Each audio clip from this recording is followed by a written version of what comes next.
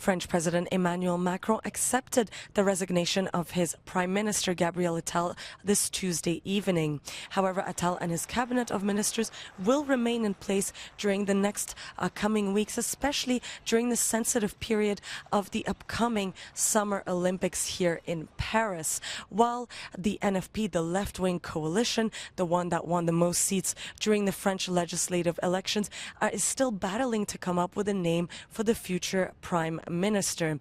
And France is really going into quite an unprecedented period known as a resigning government, and that means that it cannot be toppled by a no confidence vote from the rest of the MPs in the French National Assembly. That's the lower house of the parliament.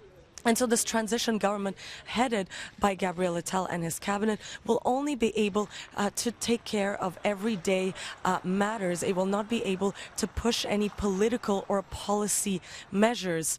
And this could be okay for a couple of days or maybe a few weeks, but it could really pose a democratic issue if this takes longer than a couple of months, especially considering how complicated the negotiations have been to come up with a name for France's future Prime Minister. The NFP, the left-wing coalition, is composed of different parties, like, for example, the hard-left France Unbowed Party, the Socialists, the Communists, and the Greens, and they really have been squabbling to nominate someone. On Monday evening, the Socialists, the Greens, and the Communists came up with a name from the civil society.